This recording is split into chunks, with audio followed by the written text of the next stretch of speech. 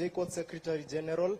And Mr. President, for the entire time I was sitting on this seat, it was becoming hotter and hotter for the simple reason that by every minute I'm receiving phone calls, because before I came here, I engaged my people from Jkuat, and they told me if I did not tell you the truth, they would impeach me. So allow me to be as candid with you as possible. Mr. President, my first question, and one of the biggest questions my people have been asking me, is why the rush? Why the rush in implementing a model that has a lot of technicalities? Why the rush? Because I am a financial engineer, and as you have said, the issue of the interest rates is determined by actuarial scientists.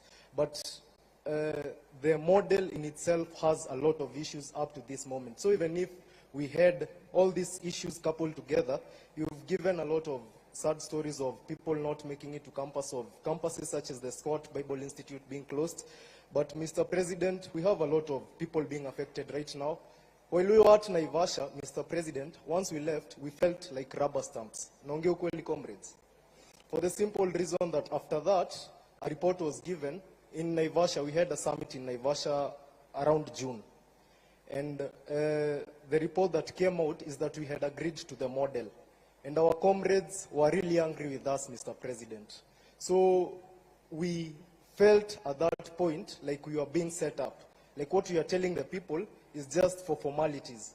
And we have spoken in a lot of forums, Mr. President, but I believe you have already noticed that people are not clapping much to even the best of points, because there's a general tiresome. There's a general exhaustion among the people, because we are usually given a lot of promises. We will come to forums such as this, but we know that very little of it will be implemented. And Mr. President, we also know that corruption is the biggest public expenditure.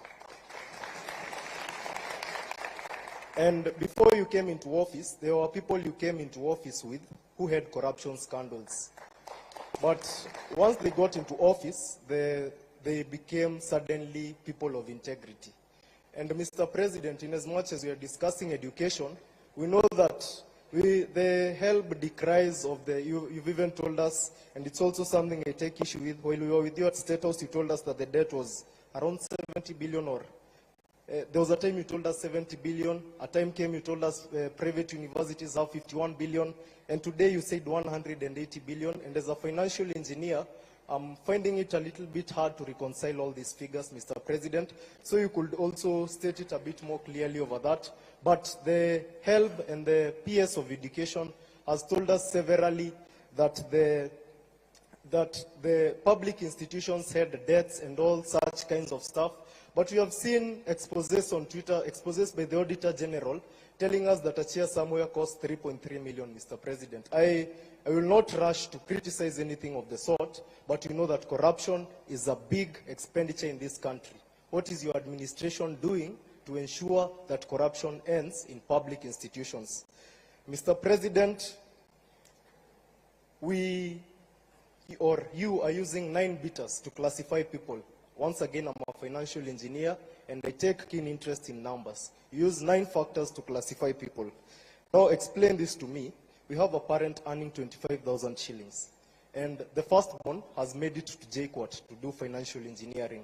But this family has 7 people. It has 6 siblings under the person who has made it to financial engineering. So under what category does this person fall? Let's even say it's 50,000. This person lives in the CBD at a place where the life is very expensive. So under what category does this person fall? Or will we have the same thing repeating itself of that girl who was looking at the people with graduation gowns? Because the firstborn, yes, made it to campus, and they found the new funding model, and they appealed because they were placed in band 5. But unfortunately, as you've heard, we have, let me confirm the numbers, we have 26,000 appeals. And also as a financial engineer, I know that not all appeals usually go through as they ought to because of the system glitches.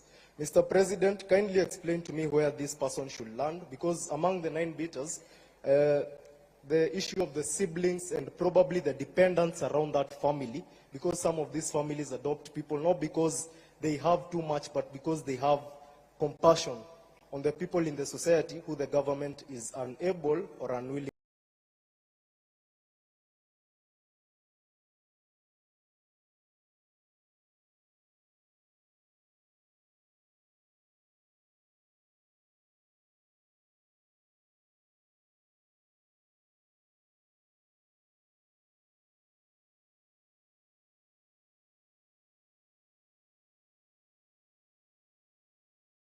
to help. Mr. President, we also have the issue of a defunct KUSO. And Mr. President, of the issue of, I do not know if you know anyone who represents other campus students. Because, comrades, do you know anyone who represents you? Do you have anyone? So we've been crying, as student leaders, we have been crying for a very long time of people who are there to just buy themselves cars, Mr. President, people who are there not to represent our will, but their own, people who are there for their own stomachs. And these are the people who you are striking against. Mr. President, people in this room are angry because of two people. One advisors, because of the issues. For example, let's say the issue of the new funding model. Mr. President, the only person who has explained the new funding model in the best way is you. So my constituents were asking me, as in that ministry, be able to put it better than the president himself. The other person that the comrades are very angry with is in this room, seated somewhere in front, Mr. President, somebody who has been claiming to represent our interests. But, comrades, does that person represent your interests? Does that person represent your interests? So, Mr. President, if anyone comes to you claiming, Mr. President,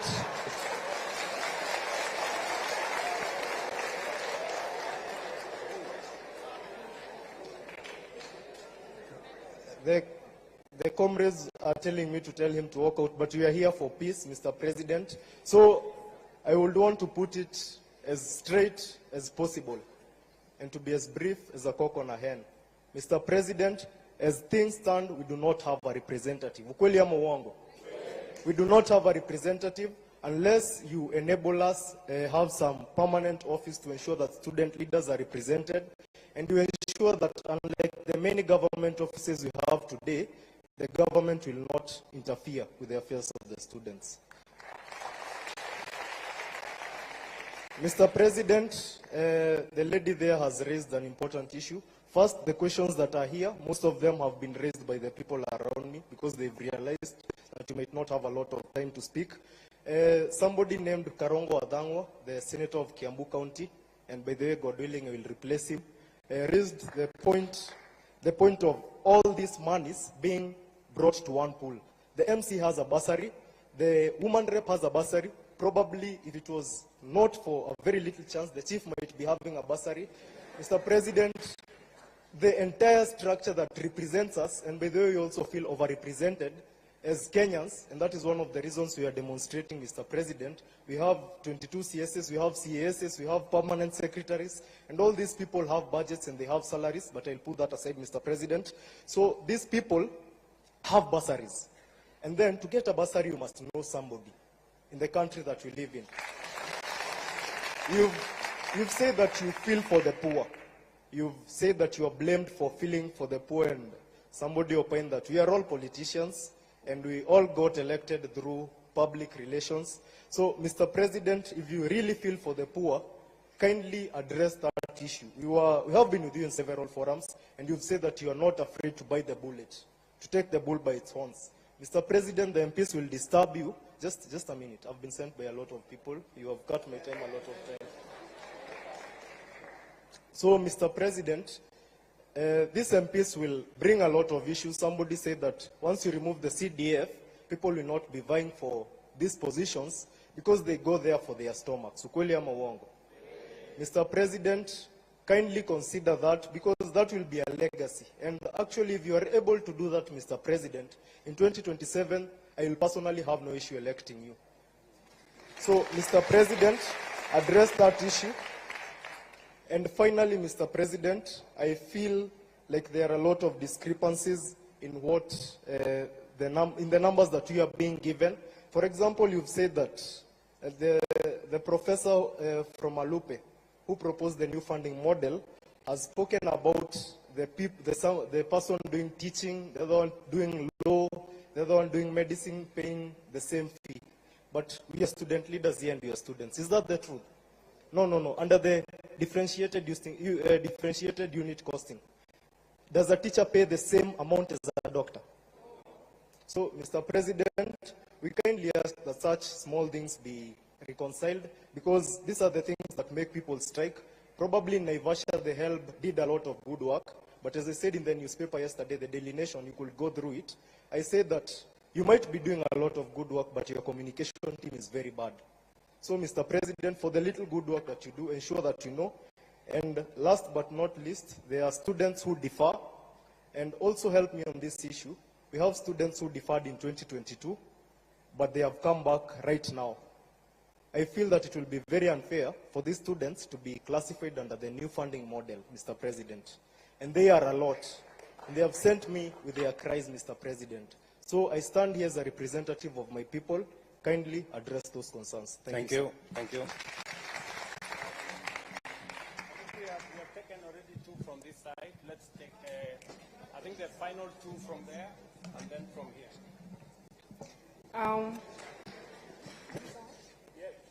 My name is Mwangale Agneta Nafuna, Director of Social Affairs and Special Needs, Moi University. Allow me to recognize the presence of my Vice Chancellor, Professor Sanga Koske. One major issue that is really